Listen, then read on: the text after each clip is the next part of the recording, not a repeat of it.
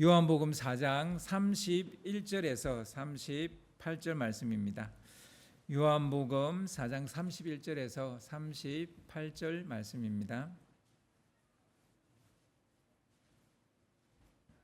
제가 한 절, 여러분 한 절 교독을 하겠습니다. 그 사이에 제자들이 청하여 이르되 랍비여 잡수소서.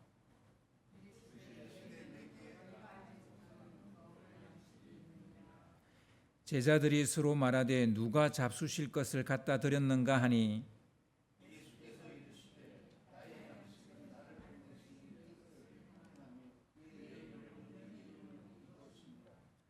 너희는 넉 달이 지나야 추수할 때가 이르겠다 하지 아니하느냐. 그러나 나는 너희에게 이르노니 너희 눈을 들어 밭을 보라. 휘어져 추수하게 되었도다.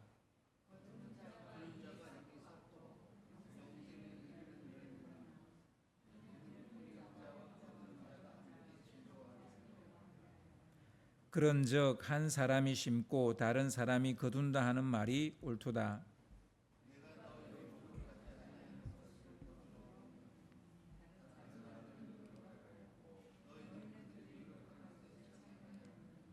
아멘. 오늘 말씀 속에는 4명의 캐릭터가 나옵니다. 동네로 달려가 그리스도를 전하고 사람들을 그 우물가로 데리고 나오는 여인이 첫 번째 캐릭터고요. 그 동네에서 빵만 구해서 다시 돌아온 제자들이 이제 두 번째 캐릭터고요. 세 번째 캐릭터는 여인의 전도를 받고 예수에게로 나온 동네 사람들이고요. 마지막 캐릭터는 제자들이 구해온 빵을 먹지 않고 여인이 데리고 온 사람들이 자신의 양식이라고 말하는 예수님입니다. 이 오늘 말씀에는 이 네 부류의 캐릭터가 등장을 합니다. 이 캐릭터만 조금만 보고 계시면 이 말씀이 뭘 말하려고 하는구나라는 걸 우리가 알 수 있습니다. 지금까지 우리는 이 사마리아 여인에 대해서 이야기를 했잖아요. 그 약간 인간적인 면모, 그 인간적인 심리 이런 거에 주안점을 두고 이야기를 했어요. 심리적인 결핍을 채우려고 6번이나 남편을 갈아치운 억척스럽게 몸부림치는 이런 결핍을 해결하려고 억척스럽게 몸부림치는 한 여인이었다라고 이야기했습니다. 하지만 인간적인 방식으로 결핍을 메꾸려고 하지만 그 모든 게 헛사였어요. 남은 것은 더 강렬한 욕망, 중독뿐이었습니다. 남은 것은 자꾸 사람들에게 그 누군가에게 기대려는 그런 헛된 마음, 사람한테 기대는 그 남편을 바꾸면 그 사람이 나의 이 결핍을 채워주겠지라는 사람한테 기대려는 그뿐이었다는 거예요. 그런 마음, 그 누구에게도 말할 수 없는 치욕적인 과거사, 자기는 자기 결핍을 해결하려고 한 것뿐인데 지나고 나서 보니까 환양연이 되어 있는 거예요.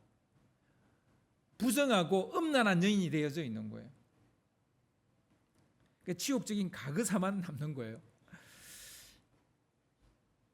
그리고 동네 사람들로부터 철저히 외면당하고 소외되어져서 혼자 남은 거, 자기 혼자만 남은 거예요. 사실 현재 6번째 남자하고 살고 있지만 그를 남편으로 인정하지 않습니다. 이 여인은. 왜요? 이 남자와도 심리적인 벽을 쌓고 살고 있기 때문이에요. 그러니까 이 남자와 살고 있지만 그냥 혼자인 거예요. 완전 소외된 인간으로 남았습니다. 여러분, 살다 보면 여기에 치이고 저기에 싫고 이게 마음에 안 들고 저기 가기 싫고 뭐 이러다 보면 자기 혼자만 덩그러니 남을 때가 있어요. 그 이유야 다 다양하겠지만 아무튼 결과적으로 자기 혼자만 덩그러니 남을 때가 있어요. 여러분 그런 시간을 경험해 보신 적이 있습니까? 지금 이 여인은 자기 혼자 그렇게 남은 거예요. 사회적인 존재잖아요. 우리 사람은, 그죠? 그래서 우리 사람한테 벌을 줄 때 최고의 벌이 뭐냐면요, 바로 소외와 고립입니다. 우리 보통 이제 엄마 아빠들이 아이들 잘못했을 때 벌 줄 때 그 방에 혼자 이렇게 들려보내서 벽 보고 있어, 뭐 아니면 손 들고 있어, 뭐 그러죠. 그러니까 이 소외와 고립은 아기 때부터 보통 대부분의 사람들이 느끼는 최고의 벌로 느끼고 있어요. 인간은 수만 년, 수천 년 동안 맹수나 다른 부족의 공격에 노출되어져 있어서, 그래서 혼자 된다는 것은 굉장히 위험한 일이고 두려움이고 공포였어요. 그 사회에서 이렇게 이탈됐다, 쫓겨났다, 이건 그냥 죽음인 거예요. 현재 우리가 사는 사회는 이런 잠재적 위험들이 많이 사라졌습니다. 우리가 맹수하고 같이 살지 않잖아요. 그들과 경쟁하지 않잖아요. 도리어 사람들 속으로 들어가는 게 더 피곤하고 힘들다고 느껴요. 전에는 사람하고 같이 있어야 살아남을 수 있었어요. 생존할 수 있었어요. 근데 지금은 이제 사람하고 같이 있지 않아도 생존이 가능하다 보니까 이제 사람이 피곤한 거예요. 사람이 힘든 거예요. 아마 개인주의와 자유가 확장된 시대에 살다 보니까 이제 뭘 느끼냐면 자기 삶이 증발되는 걸 느끼는 거예요. 그 사람들과 어울리다 보니까 내 삶이 없는 거예요. 이제 개인주의와 자유가 확장된 사람들의 외식인 거죠. 그런데 이런 그 삶의 그 대표적인 그 정세 혹은 정상이 뭐냐면 바로 히키코모리, 은둔형 외톨이, 이런 인간들이 나타납니다. 그러니까 살만한 나라에만 나타나요. 그러니까 좀 어려운 나라, 후진국에는 이런 은둔형 외톨이 없어요. 그러니까 살만한 나라에만 나타나기 시작하는 거예요.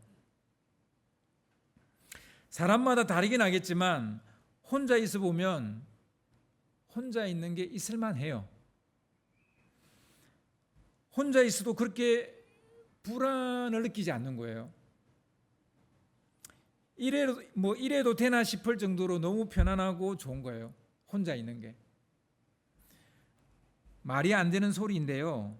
이 수가성 여인은 분명히 사회로부터, 사람들로부터 소외당했지만 소외된 게 아닌 거죠. 소외를 당했는데 소외당하지 않았다니까요. 이 말이 안 되는데 이럴 수 있는 사회, 이럴 수 있는 어떤 개인의 여건 있을 수 있는 거죠. 혼자 있어도 전혀 외롭지도 않고 불안하지도 않고 도리어 편안한 느낌을 받는 거예요. 이걸 어떻게 터득했을까요? 여러분, 외로움은 우리의 심리의 큰 병일 수 있지만 고독은 단단한 내면을 가진 사람만이 취할 수 있는 거예요. 그러니까 이 여인은 지금 외로움에 지쳤다기보다는 고독 안에서 자기를 보고 있는 단계에 지금 들어가 있다고 말할 수 있습니다. 그러니까 이 여인은 자기 자신과 함께 있는 게 너무 익숙한 거예요. 여러분, 현대인들은요, 자기 자신과 함께 있는 것에 익숙하지 않은 사람이 너무 많습니다. 사람들과 있어야 마음이 편한 거예요. 근데 혼자 있으면 왠지 불편한 거예요. 자기 자신과 함께 있는 것을 힘들어하고 불편해하는 사람들이 많아졌다는 겁니다. 다른 누군가와 함께 있어야 마음이 편해요. 요즘 포모라는 말이 우리 가운데 많이 회자되고 있어요. 이 포모라는 말이 FOMO, 이거 앞에 그 첫자를 따서 이렇게 이제 포모라고 부르는데 Fear of Missing Out이라는 말이에요. 그러니까 소외되거나 기회를 놓칠까봐 두려워하거나 불안해하는 걸 말합니다. 그러니까 내가 저기에 참석하지 않으면, 내가 저기에 함께 있지 않으면 내가 뭔가를 놓칠 것 같다라는 이런 두려움. 이제 이런 두려움에 사로잡힌 사람을 포모라 그래요. 그러니까 여러분, 그 한정판 제품 있죠. 한정판으로 노는 거. 그리고 마감 세일 하면 사람들이 몰려듭니다. 그러니까 한정판으로 올리면 별거 아닌데 사람들이 몰려들어요. 대표적인 포모 현상이에요. 시간이나 개수를 제한하면요, 사지 못할까 봐 불안한 거예요. 나 못 사면 어떡하지? 그러니까 새벽같이 일어나가지고 가서 줄 서는 거예요. 사실 이건 물건을 많이 팔려는 마케팅 전략입니다. 마케팅 전략으로 놓은 건데 사람들이 이거에 휘둘리는 거죠. 주식 투자할 때요, 최고점에서 매수를 하고 최저점에서 매도를 하는 경우가 이 포모에 빠졌기 때문이에요. 이런 현상에, 이런 심리에 빠졌기 때문이에요. SNS를 통해 그 타인과 이렇게 뭔가 막 소통을 하고, 그리고 뭔가를 이야기해야 내가 성과를 낼 수 있을 거라는 이런 생각을 가지게 돼서 계속 소통을 하려고 합니다. 근데 이걸 못하게 되면 뭔가 힘들어해요. 그리고 또 소통을 하면서도 힘들어해요. SNS로 소통을 하다 보면 저 사람 나보다 더 뭐 많이 벌었네, 성공했네, 또 이런 거 되면 또 상대적 박탈감을 느껴요. 이것도 다 이 포모 현상이라고 할 수 있습니다. 보통 청소년들이 강한 또래 집단을 형성하는데요, 이것도 포모 현상이에요. 그래서 아이들과 어울리지 않으면 소외된다는 생각, 그리고 뭔가 중요한 정보를 놓칠 거라는 생각, 뭐 이런 것에 두려움을 느껴요. 그래서 제가 우리 그 서영이에게 물어봤습니다. 너희 반에 이렇게 같이 또래 이게 몇몇 이렇게 같이 모이는 그룹들이 있냐라고 하니까 있대요. 그래서 한 3개 정도 있대요. 그래서 제가 또 물어봤습니다. 그럼 그 그룹에 들어가지 않는 아이들도 있냐 그랬더니 있대요. 그 애들은 그냥 혼자서 플레이한대요. 그냥 혼자서 그냥 있대요. 그래서 제가 그랬죠. 혹시 그 혼자인 애들 공부 잘하지? 그랬어요. 그러니까 우리 서영이 말이 그렇다고 그러더라고요. 이런 아이들은 혼자여도 어떤 그룹에 들어가지 않는다 해도 불안을 느끼지 않는 거예요. 그러니까 포모가 없는 거예요. 왜 그래요? 공부를 잘하니까 자존감이 높은 거예요. 그러니까 굳이 쟤가 어울릴 필요가 없는 거예요. 나는 이미 내 스스로 이 과목에 대한 정보를 가지고 있는 거예요. 그러니까 굳이 쟤하고 같이 있을 필요가 없는 거예요.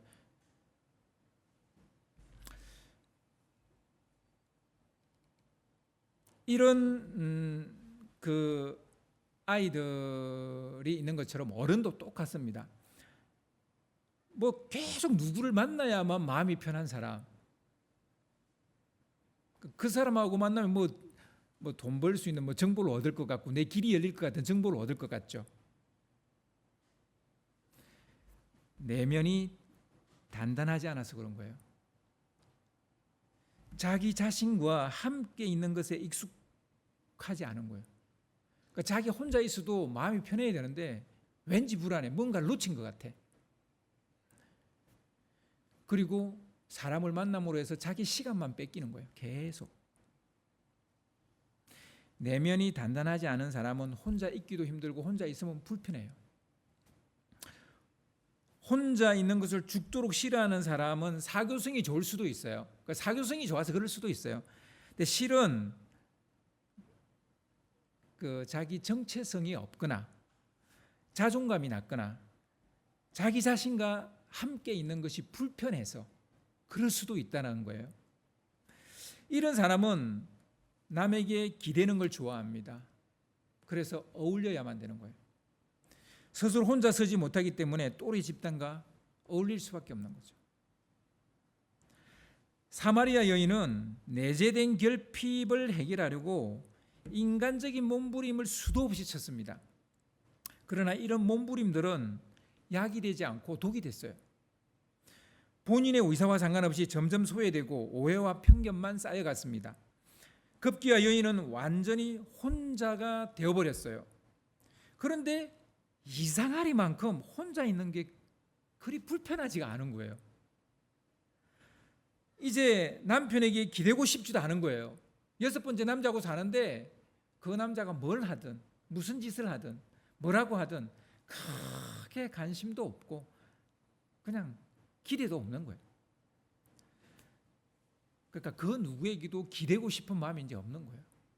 이게 상처난 마음일까요? 병든 마음일까요? 아니면 자기 내면이 단단해진 것일까요? 자기와 함께 있어도 편한 거예요. 충분한 거예요. 어쩌면 건강함일 수도 있다, 이런 생각을 하게 됩니다. 저는 예수님이 이 여인의 상처를 싸매주기 위해서만 접근했다고 생각하지 않습니다. 분명히 상처도 싸매주려 했겠죠. 근데 그것만은 아니라는 거예요. 이 이야기는 치유보다 더 큰 이야기라는 사실을 여러분 아셔야 돼요. 이건 단순히 치유 얘기가 아니에요. 예수님은 이 여인 속에 내재된 결핍을 해결해 주려는 목적으로만 찾아갔다고 저는 생각하지 않아요. 분명히 예수님은 우리 안에 있는 결핍을 해결하려고 하시는 분이세요. 그런 사랑을 가지고 계신 분이에요. 근데 그것만을 목적으로 찾아가지는 않았다고 저는 봅니다. 이 여인이 더 이상 사람에게 기대려 하지 않았기 때문에 찾아간 거예요. 사람에게 기대려 하지 않는다는 거예요. 사람에게서 위로함을 얻지 않으려고 한다는 거예요. 사람을 어떤 위로의 어떤 장소로 생각하지 않는다는 거예요. 컴포트 존이라는 말이 있어요. 컴포트 존. 그러니까 거기에 가면 마음이 편해지는 어떤 장소죠. 전에는 남편이 있어야 마음이 편하다고 생각했는데 살아보니까 그게 아닌 거예요. 사람에게서 희망을 찾지 않고 사람을 의지하려 하지 않는 마음, 사람을 의지하려는 마음을 버린 사람만이 자기 영혼을 돌아보게 되는 거예요. 이런 사람만이 주님을 찾고 주님을 진정으로 영접할 수 있습니다. 예수님을 믿는다고 말하는 사람들 중에서는요, 현재의 축복, 현재의 어떤 복을 얻으려고 예수를 믿는 사람이 많기 때문에 그 사람이 진짜 예수님을 영접했는지는 모를 일입니다. 그러니까 자기 복을 위해서. 사람은 자기 노력의 끈을 붙잡고 있는 동안에는 진정으로 하나님을 찾지 않습니다. 우리는 이 사실을 너무나 쉽게 간과하죠. 생텍쥐베리의 그 어린 왕자라는 그 책에 보면 여우가 어린 왕자에게 이런 말을 하죠. 여러분 잘 알죠? 가장 중요한 것은 눈에 보이지 않아, 마음으로만 보여. 이런 말이 나옵니다. 우리는 도덕도 없고 윤리도 없는, 부정하기 짝이 없는 이 사마리아 여인의 겉모습만 보는 거죠.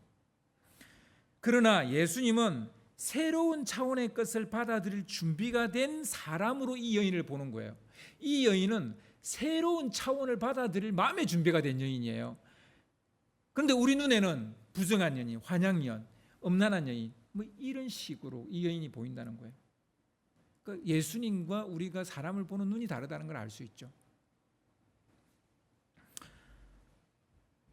진짜 중요한 것은 눈에 보이지 않습니다. 마음으로 봐야 됩니다. 우리는 사람을 마음으로 봐야 돼요.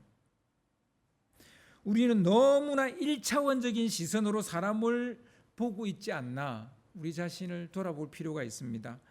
사람은 변하잖아요. 그 사람의 과거로 그 사람의 현재를 판단해서는 안 되는 거죠. 누구나 과정이라는 걸 겪습니다. 그 과정은 변화와 성장을 위한 시행착오일 수밖에 없잖아요. 과정이 너무 반듯해.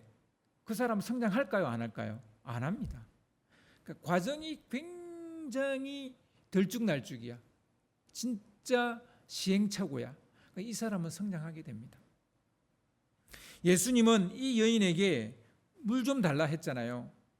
그런데 무심하게도 이 여인은 여러 핑계를 대면서 물을 주지 않습니다. 물 줄 마음이 없어 보입니다. 그 누구에게도 기댈 마음도 없고 그 누구를 도와줄 마음도 없는 무심함 그 자체가 되었어요. 그러나 예수님은 그녀의 그 무심함이 좋은 거예요. 이제 진짜 하나님을 받아들일 마음의 준비가 됐구나. 즉 하나님의 때가 된 사람인 거예요. 하나님의 때가 된 사람.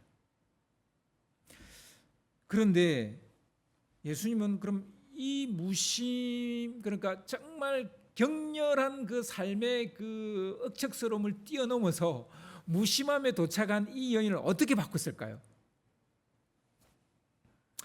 예수님 안에 있는 열심이 여인의 무심함을 깨트리고 있는 것을 볼 수 있어요. 예수님은 여인의 외면과 무심함에도 한치도 물러서지 않고 열심히 그녀에게 다가갑니다. 예수님의 그 안에 열심이, 그 뜨거움이 여인에게 서서히 이게 이제 다가가고 있는 거죠. 예수님의 따뜻한 그 마음이 드디어 여인의 마음을 데우게 되는 거죠. 냉랭하기 거지없었고 냉담하기 거지없었던 이 여인의 마음이 따뜻해지기 시작하는 거예요. 사람은 마음이 뜨거워지면 그냥 있을 수 없죠. 이제 이 여인이 마음이 뜨거워지니까 물동이를 내동댕이 치고 동네로 뛰어들어가서 사람들을 데리고 놉니다. 그러니까 열심히 무심을 깨우는 것을 우리가 볼 수 있습니다. 동네로 달려간 이 여자는 자신의 과거지사, 정말 사람들이 다 싫어하는 뭐 부정한 여인, 음란한 여인, 뭐 이런 정욕에 막 똘똘 뭉쳐 있는 여인, 뭐 하여튼 뭐 이런 과거지사를 다 알아맞힌 영험한 사람을 내가 만났다, 이렇게 가서 이야기하는 거예요. 사람들한테 내 과거를 내가 말한 적이 없는데 내 과거를 다 알고 있는 사람을 내가 만났다. 근데 내가 볼 때 그런 그리스도인 것 같다, 이렇게 이야기하니까 사람은 예나 지금이나 이 영험한 거 되게 좋아하잖아요. 뭐 예수를 믿고 안 믿고 다 똑같더라고요. 보니까 그러니까 예수 믿는 사람도 영험한 교회 가려고 그래요. 그가 뭐가 있을 것 같다고. 그녀는 그리스도를 만났다고 외칩니다. 동네 사람들에게 어떤 현상이 일어났어요? 이 포모 현상이 일어났어요.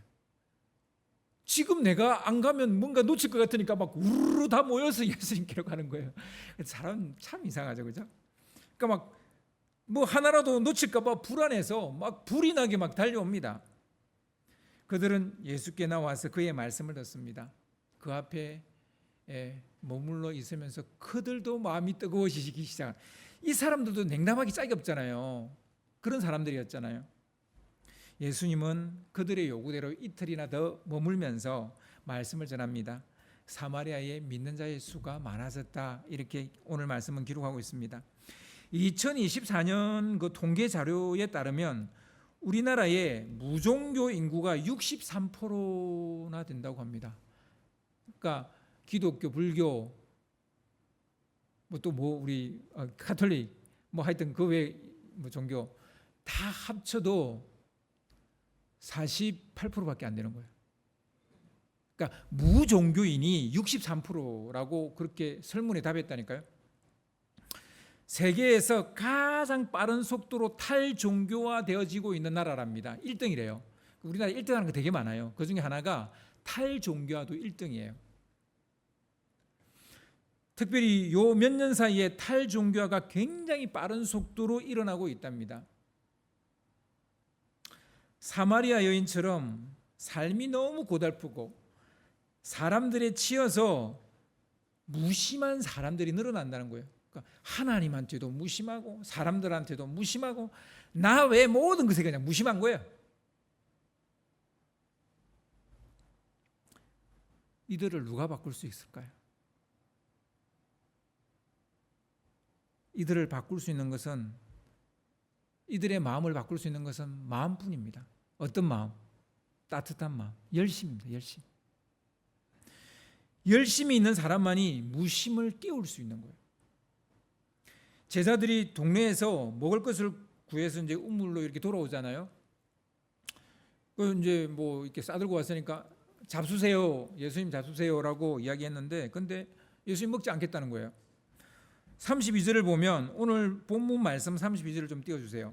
32절을 보면 예수님이 그 이유를 이야기하는데요.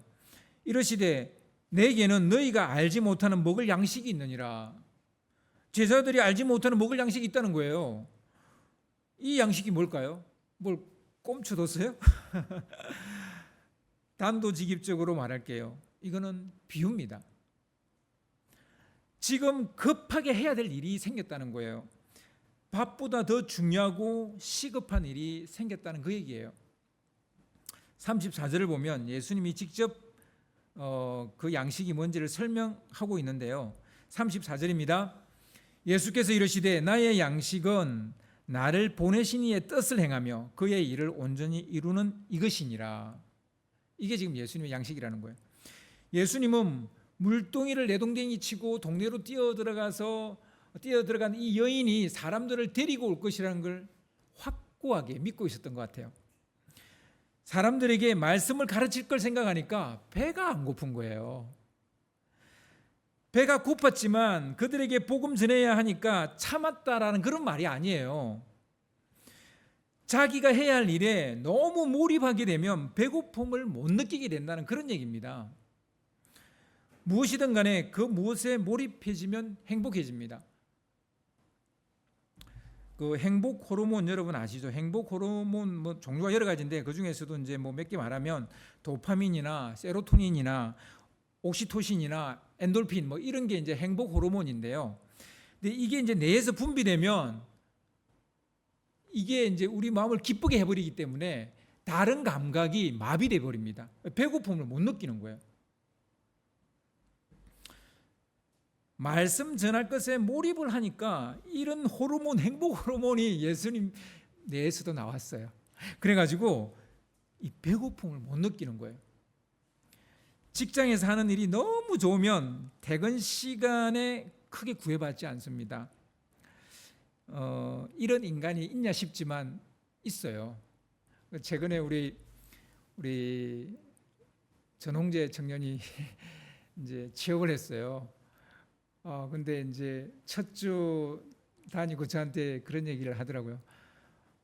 다들 퇴근을 안 하려고 그런다고. 퇴근 시간이 지났는데 다들 퇴근을 안 하려고 하니까 이제 처음 입사한 본인으로서 어떻게 해야 되나 이런 이제 생각이 들고 좀 힘이 든다 뭐 이런 얘기를 하더라고요. 뭐 두 가지밖에 없어요. 대사를 하든지 아니면 일을 사랑하든지. 지금 하는 일이 너무 좋고 그 일에 푹 빠지면 스트레스를 받지 않습니다. 근데 그런 사람이 있을 수 있나요? 많지 않죠. 근데 있기는 하더라고요. 어떤 분은 집에 빨리 안 가는 게 직장보다 집이 더 지옥이라서 집에 안 간다고 말하는 사람도 있긴 하더라고요. 자기 일을 좋아하고 몰입하는 것은 그런 걸 우리는 이제 열심이라고 말합니다. 자기 일에 너무 좋고 그 일에 몰입하는 거 이런 걸 열심이라 그래요. 그 열심은 내가 막 노력해서 나오는 그런 게 아니에요. 그건 열심이 아니고 그냥 강제예요, 강제. 열심은 내 안에서 노는 거예요. 예수님의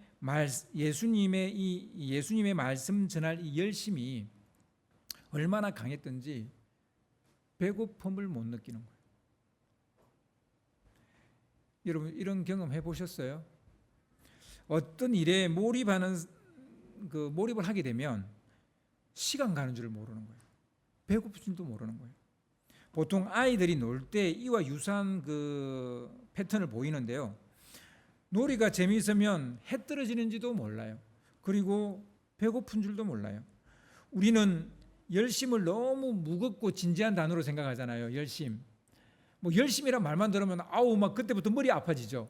이 단어가 언제부터 어떻게 나에게 이렇게 진부한 단어가 됐는지 모르겠습니다만 하여튼 열심이란 말만 들어도 괜히 마음이 막 힘들어져요. 근데 원래 이 열심이라는 단어와 가장 가까운 단어는 놀이예요. 놀이할 때 사람은 진짜 열심을 내거든요. 여러분 놀이 한번 해봐요. 얼마나 열심을 내는지 몰라요. 그래서 열심과 가장 가까운 단어는 놀이입니다.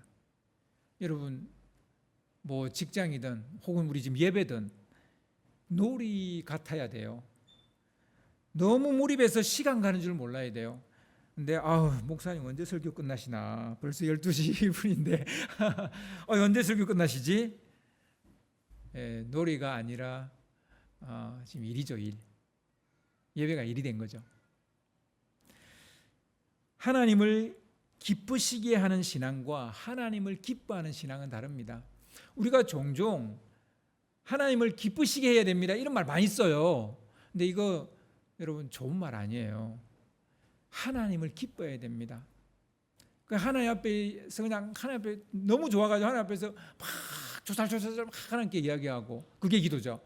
너무 기뻐서 막 춤추고 노래해요. 그게 찬양이에요. 그리고 하나님의 말씀이 너무 듣고 싶어서 막 길을 쫑긋 세우고, 마리아처럼 길을 쫑긋 세우고 그 앞에 앉아 있는 거, 그게 설교 듣는 거예요. 그게 하나님을 기뻐하는 거예요. 근데 하나님을 기쁘시게 하는 건 뭡니까? 하기 싫은데 예배 자리에 나와 있어야 돼요. 억지로 봉사해야 돼요. 막 이런 거 하나님 기쁘시게 하는 거예요. 이 의무감을 하는 거죠. 이 열심이 아닙니다. 그냥 억지로 하고 있는 거지. 열심은 하나님을 기뻐하는 거예요. 여러분, 우리 아이들이 부모를 기쁘시게 하려고 그래요. 그냥 부모를 기뻐해야 되는데 부모를 기쁘시게 하려고 그래요. 그래서 이제 부모와 자식 관계가 힘들어져요. 여러분, 자식은 그냥 부모를 기뻐해야 되는 거예요. 자녀가 부모를 기쁘시게 하려고 그렇게 자녀를 만들어서는 안 돼요. 그러면 가정이 어려워져요. 아무튼 의무감이 아니라 자원, 자발, 이게 우리 가운데 들어올 때 열심이라는 게 생긴다는 걸 여러분 꼭 기억하시기 바랍니다. 우리 아이들이, 저희 집 아이들이요, 나갔다가 들어오면 제일 먼저 하는 말, 입버릇처럼 하는 말이 있어요. 배고파. 저녁 뭐야? 점심 뭐야? 이거예요. 이게 무슨 뜻입니까? 얘가 놀다가 온 게 아니죠. 놀다 온 애는 배고파라고 하지 않습니다. 그러니까 공부하다 왔으니까 애들이 들어오자마자 배고파 그런 거예요. 왜요? 너무 힘들었다는 거예요. 공부하기 힘들었다는 거예요. 공부를 놀이라고 생각한다면 배고픈 줄 모르고 공부하겠죠. 근데 그게 놀이가 아니죠. 대부분은 일이죠. 그러니까 진짜 뭐 배가 고파서 배고파라고 말할 수 있지만 사실은 나 힘들어 이 말이에요. 그래서 아이고 힘들었구나 이렇게 이야기해야 되는데 뭐 뱃속에 거지가 들었냐고 이러죠 우리는. 여러분, 제자들에게 전도 여행은 어떤 것이었을까요? 놀이가 아니었던 것 같아요. 부담이고 불편한 것이었던 거예요. 그래서 멀쩡한 집 놓아두고 매일 돌아다니면서 이 집 저 집 자야 되고, 때로는 노숙해야 되고, 또 제때 먹을 수도 없고, 굶는 날이 부지기수고, 항상 배고프고, 그리고 잘 곳 먹을 것 구하러 다니는 게 일이고, 이런 날들이 계속되면 어떻게 될까요? 처음 마음을 잃어버리게 돼요. 처음에 어땠어요? 막 와 보라, 내가 메시아를 만났다, 와 보라, 막 이런 사람들이었는데 그냥 빵 구하러 다니는 게 바쁘고, 오늘 어디서 살까 그거 찾는 게 지금 이제 그게 급선무인 거예요. 지금 수가성 여인은 막 그 첫사랑이 불타올라가지고 막 가서 내가 메시아를 만났다, 내가 그리스도를 만났다 이러고 있는데, 지금 제자들은 뭐예요? 빵 요거 구해가가지고 우리 먹겠냐 뭐 이런 고민하고 있는 거예요.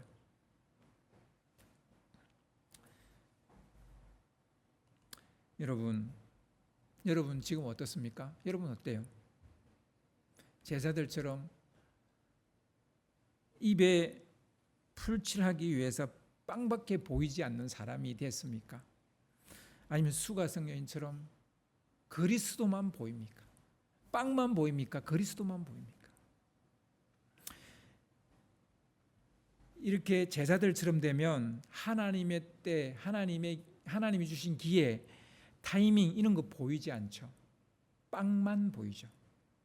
근데 예수님의 눈에는 지금이 하나님이 뗀 거예요. 지금이 하나님의 기회인 거예요. 지금이 저들에게 말씀 전할 타이밍인 거예요.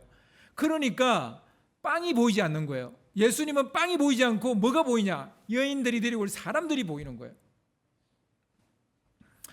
그래서 제자들은 추수 때가 되려면 넉 달은 좋게 기다려야 되는데요 라는 말을 합니다. 그러나 예수님은 이렇게 말합니다. 35절을 좀 띄워주세요. 오늘 본문 35절에 보면 너희는 넉 달이 지나야 추수할 때가 이르겠다 하지 아니하느냐. 그러나 나는 너에게 이르노니 너희 눈을 들어 밭을 보라. 휘어져 추수하게 되었도다. 지금이 추수 때라는 거예요. 예수님이 말씀하시는 영혼의 밭, 영혼의 추수, 지금 제자들하고 너무나 다르죠. 이건 눈이 있다고 다 볼 수 있는 게 아니에요. 마음의 눈, 영적인 눈이 있어야만 볼 수 있는 겁니다. 그래서 우리는 뭐 보이는 대로 하죠. 눈에 보이는 것대로 하잖아요. 근데 이제 자기 눈에 영혼이 보이는 거예요. 다 죽어가는 영혼들이 보이는 거예요. 자기를 찾고 있는 영혼들이 보이는 거예요.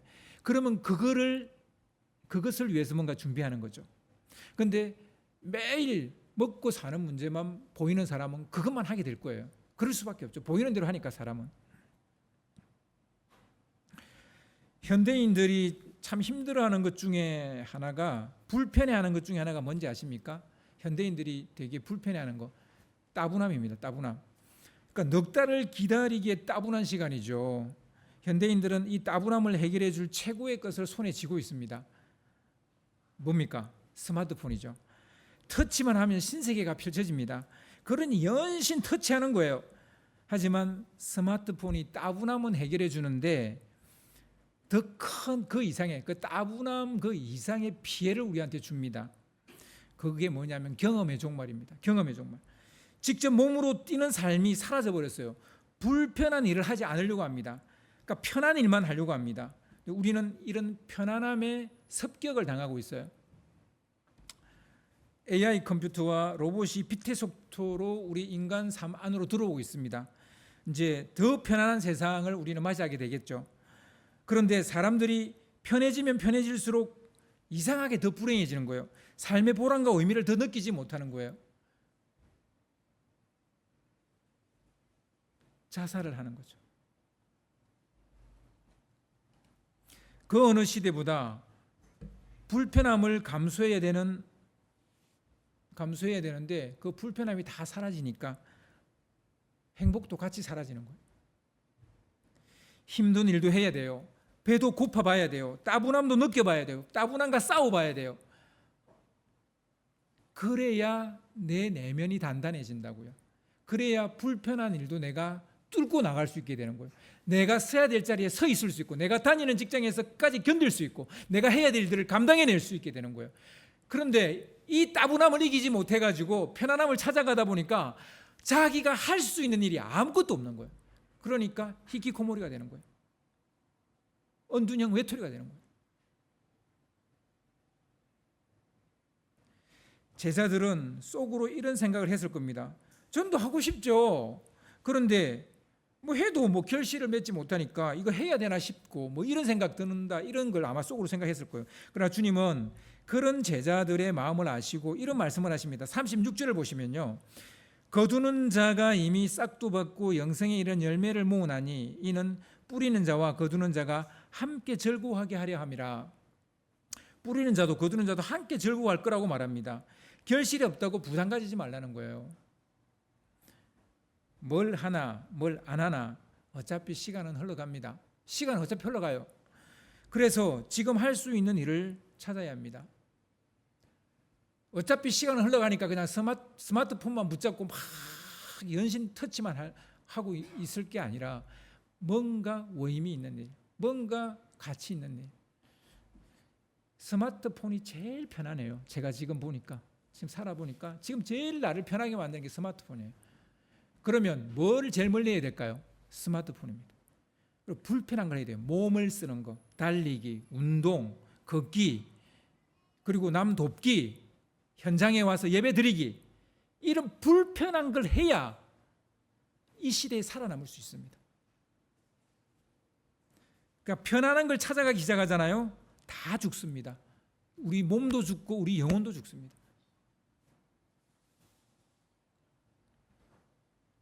제자들은 자기도 모르는 사이에 무심함이라는 큰 함정에 빠집니다. 여인의 스피릿이 사라졌어요. 여인의 열심이 보이지 않습니다. 그냥 빵 구해와서 먹고 또 다른 마을로 이동하는 거, 그냥 그 생각밖에 없는 거예요. 그 영혼에게는 관심 없고 자기 입에만 관심 있는 거예요. 예수님은 이런 제자들에게 망치를 들었어요. 사마리아 여인을 통해 제자들의 마음의 눈이 열리도록 가르치고 있는 것을 볼 수 있습니다. 전도 여행 중에 있지만 정작 영혼에는 무심해져 버린 제자들. 이런 우리를 깨우는 것은 두 가지입니다. 하나는 무심한 나를 깨우는 것은 마음의 눈으로 보는 법을 배우라는 거예요. 그리고 다른 하나는 열심을 경험하라는 겁니다. 열심을 내라는 겁니다. 편안한 걸 찾아가지 말고 불편하더라도 열심을 내라는 거예요. 예수님의 열심을 배워야 됩니다. 이 열심은 예수님에게서부터 시작돼요. 예수님의 열심이 여자에게로 갔고 그 여인이 사람들을 데리고 갔고 그 여인을 예를 들어서 제자들에게 뒤통수를 치는 거예요. 너희들의 열심은 어디로 갔냐? 왜 불편함을 감수하려 하지 않느냐? 라고 지금 지적하고 있는 거죠. 제자들의 뒤통수를 치는 얘기가 오늘 이야기입니다. 사실은 불편함을 감수하라는 거예요. 열심을 내라는 거예요. 열심은 에너지이기 때문에요. 에너지는 그냥 오지 않아요. 뭔가를 넣어야 에너지가 노는 거죠. 먹어야 에너지가 노고 석유를 넣어야 차가 에너지를 내는 거예요. 열심이 우리의 무심함을 깨뜨리는 약이라는 것을 믿으시기 바랍니다.